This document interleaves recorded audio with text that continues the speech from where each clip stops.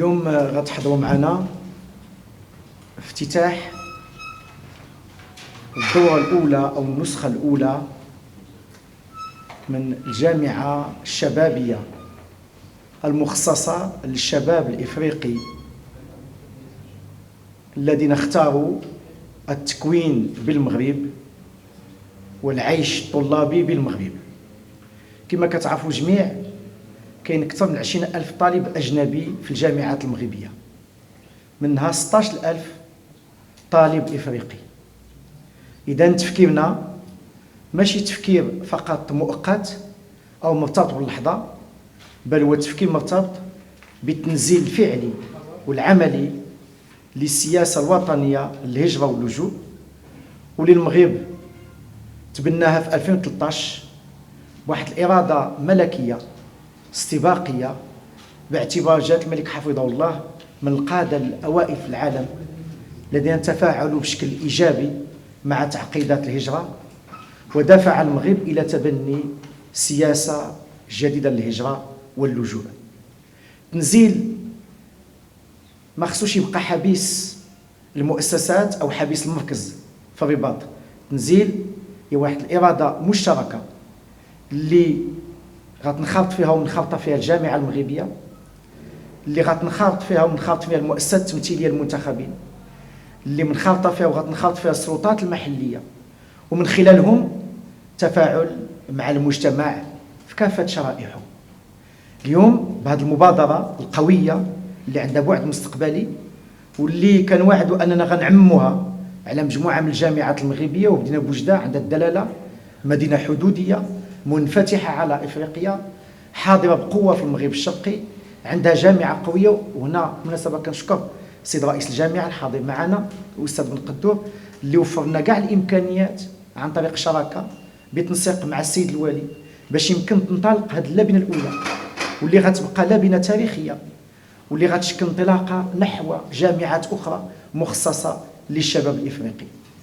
اختيار الشباب الطلابي هو ماشي صدفة، هي رافعة المستقبل، وما يمكنش غدا تكون شراكة جنوب جنوب انطلاقا من خارطة الطريق اللي قدمها جلالة الملك في القمة 29 بأديس أبيبا حول الهجرة، واللي كانت واحد رؤية متميزة، واللي بفعل درس بليغ اللي قدمته إفريقيا للعالم كله، واللي ركزت على 3 نقاط. أولا اعتبار الهجرة رافعة للتنمية، هذا تحدي كبير، هذه جرأة كبيرة، في حين الآخرون كما ذكر السيد الوزير كيديروا الأسوار والحدود وكيغلقوا بلدانهم وكيعتبروا المهاجر هو مصدر الأزمة، في حين هو مصدر الحلول.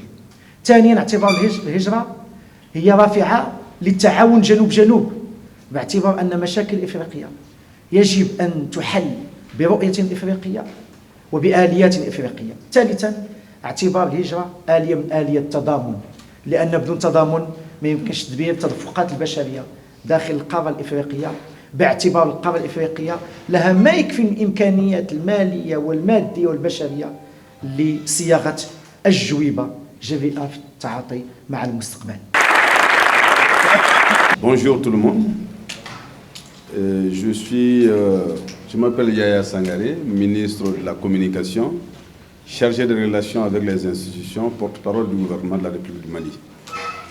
Nous sommes là aujourd'hui à l'invitation de mon ami Abdelkrim, une amitié qui se consolide tous les jours, mais qui s'inscrit dans une dynamique de coopération multiséculaire entre la République du Mali et le Royaume du Maroc, qui s'est fortifiée également au fil des années à travers la coopération culturelle, la coopération économique, et le Maroc également à travers l'octroi de multiples bourses qui permettent aux étudiants maliens de pouvoir acquérir des compétences ici et de participer à l'essor économique de notre pays. Nous avons été invités pour prendre part à cette rencontre d'échange interculturel entre des étudiants d'Afrique arabophone, francophone, anglophone et lusophone.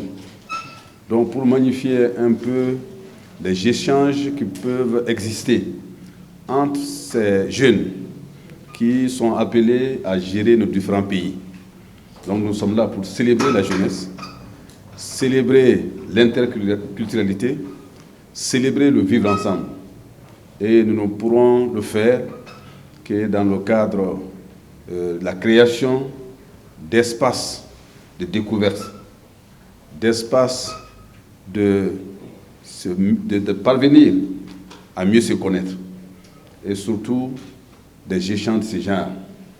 Nous saluons l'initiative de notre ami Abdelkrim et je sais que c'est quelqu'un qui est pétri de compétences, qui a plein d'initiatives et nous l'appuyons et nous disons qu'il faut l'appuyer. Donc c'est une marque de solidarité de la République du Mali et dire que ces jeunes qui sont là, qui ont accepté de consacrer une partie de leur jeunesse à chercher à apprendre, à comprendre l'autre, à aller à la quête de la connaissance, nous demandons à ces jeunes non seulement de chercher les connaissances théoriques dans les filières qu'ils auront choisies librement, mais de faire en sorte également qu'ils soient des ambassadeurs du Maroc dans les différents pays d'origine, mais de faire en sorte également que l'Afrique soit un continent uni. Parce que nous ne pourrons nous développer que dans le cadre de la coopération sud-sud. Le Maroc a montré l'exemple et il y a quelques mois nous étions là pour essayer de mettre en route le projet par rapport à la lutte contre la migration irrégulière, mais faire en sorte que l'Afrique puisse transformer la migration en une opportunité pour l'ensemble du continent. Des exemples existent. Donc nous voudrions que les rencontres entre les jeunes puissent se multiplier afin que nous puissions établir des ponts entre nous au lieu de construire des murs. Et les jeunes, je pense, sont des vecteurs pour ce faire. Et les gouvernements ne pourront que les appuyer et les conduire vers le mieux-être.